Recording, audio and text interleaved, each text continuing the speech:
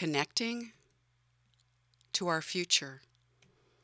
Portland's Broadband Strategic Plan. We're developing a roadmap for Portland's success in the emerging global digital economy. We hope to expand Portland's broadband capacity, which is essential to achieving its livability, prosperity, sustainability, and equity goals. And we want to build upon and retain Portland's heritage of leadership in urban planning and telecommunications policy. What is broadband? Broadband is high-capacity, two-way internet connections. Today's state-of-the-art broadband is gigabit symmetrical. Why are we doing this? Quite simply because broadband has become a necessity. It's essential infrastructure. And it's a key to Portland's economic future and quality of life. Like the introduction of electricity, broadband is fundamentally changing our environment and society in ways that were not anticipated. Electricity was invented to turn on lights, but powered the transformation to an industrial society. Broadband is powering another transformational global shift. It was impossible to know in advance that electrification would provide critical infrastructure to power computers, radio, TV, financial markets, home appliances, manufacturing. The list goes on. We cannot yet know the impacts of broadband. Fiber and wireless. Fiber and wireless are both essential. Fiber offers high bandwidth, and theoretically infinite capacity, and it's completely scalable. I have a short video clip from public television called Need to Know High Fiber. By some measures, the Netherlands already has the best internet service in Europe. To show you what that means, I've enlisted the help of my friend Robert Lachendijk. He's at home in Amsterdam, I'm at my house in Brooklyn, and we're having a head-to-head race downloading the same file. It's about the size of a few dozen holiday snapshots. Ready? Go. Robert's internet connection races along while mine crawls.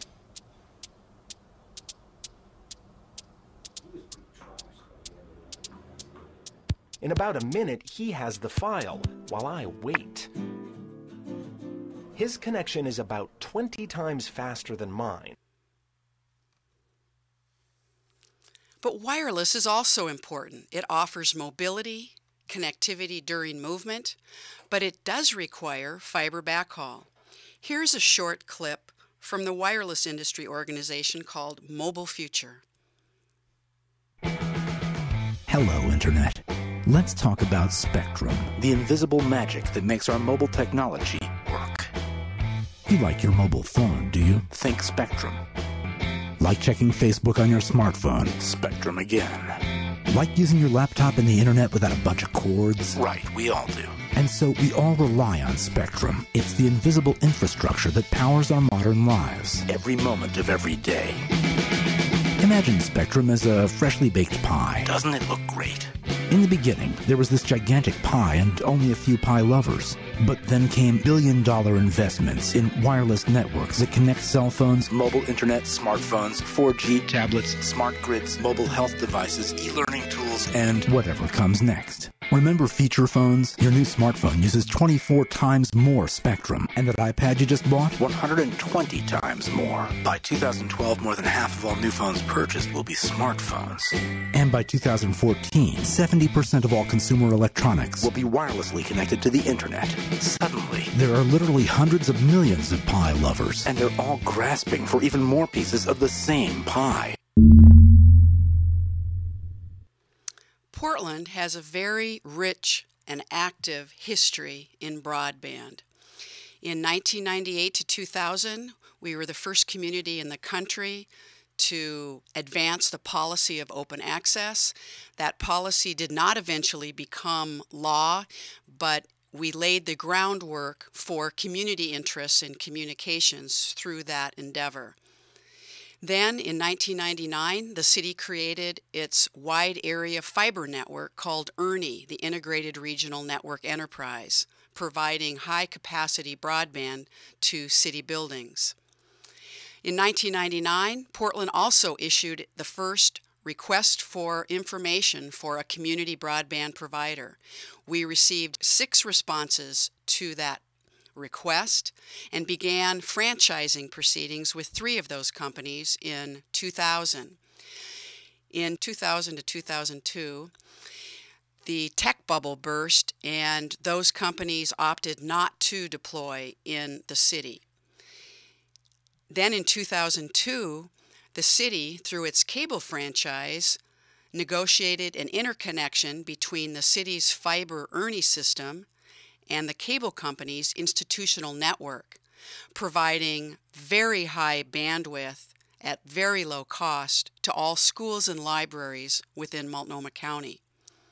Then in 2005 and 2007, the city conducted fiber network feasibility studies, and the city council directed us to go forth and find a private partner to build a fiber to the home network.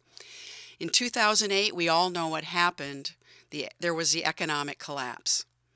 2006, we had the city Wi-Fi experiment with Metrify. Again, it was not successful, but we learned from the experience.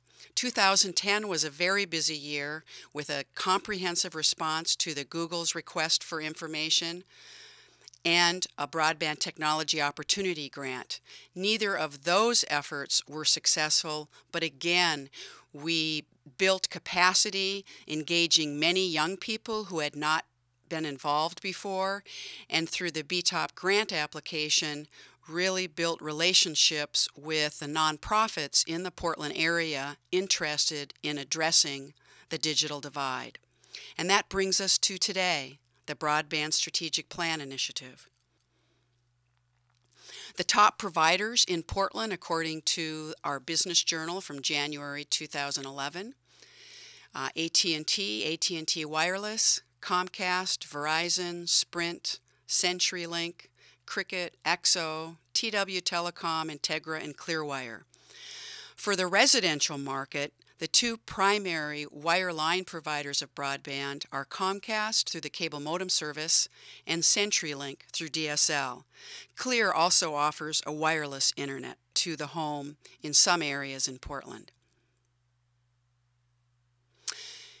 The Mount Hood Cable Regulatory Commission launched the Your Voice, Our Communications Technology initiative to gather information about communications technology within our area. A short while later, at the state level, through the Oregon Broadband Advisory Council, a survey was conducted on broadband adoption.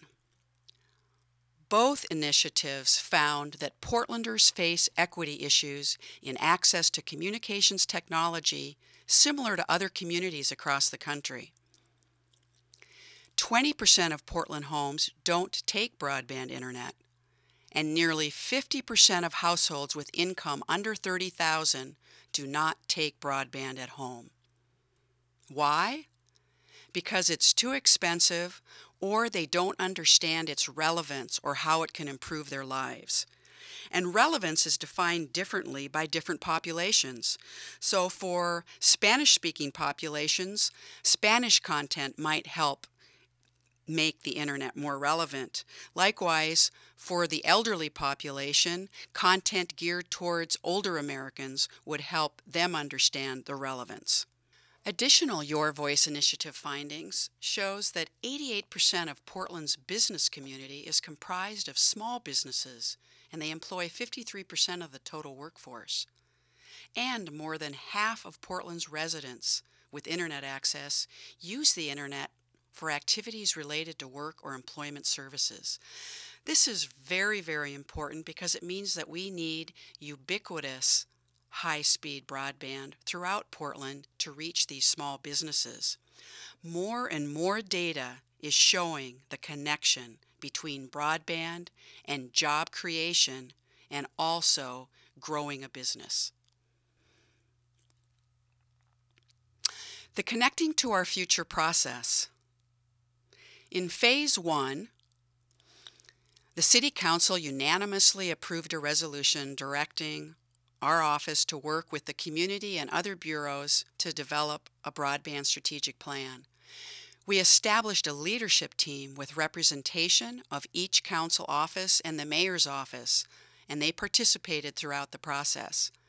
We then had a kickoff event with industry, business, nonprofits, community representatives, public safety, talking about their view of why broadband is important. Finally, in Phase 1, we established roundtables or work groups around economic development, public safety, health and education, digital inclusion, and planning, sustainability, and transportation. We had over 50 citizens with content expertise in these areas participate over an 8-week period in developing the draft plan. Our plan is really community sourced. And this is a shot from the kickoff event. In Phase 2, we are all about engagement. We are reaching out to underrepresented groups, lower income, the elderly, communities of color, the business community, tech users, nonprofits, and industry to get all of their input and comments on the draft plan. For the underrepresented groups, we are sponsoring a video contest where they, in a short video clip, will outline their view of broadband. And we will also be doing a survey translated into the languages spoken in our community to gather qualitative information about what kinds of programs might help spur adoption. We have a council work session scheduled in July and hope for council adoption in September. The process has been very community-oriented and very inclusive. The themes coming out of the work groups were to positively affect broadband infrastructure and service, plan for optimal deployment, and identify key short, mid, and long-term initiatives, ensure affordable and ubiquitous availability across all age groups, cultures, races, and economic classes. And the last theme, to create lifelong learners who can embrace rapid change and work and prosper in the new economy. I think the company Calix said it best when they said, "We are educating our children for jobs that don't yet exist, using technologies that haven't yet been invented, in order to solve problems we don't yet know are problems. If we don't have the framework and technological platform for this, and our competitors do, we are putting our community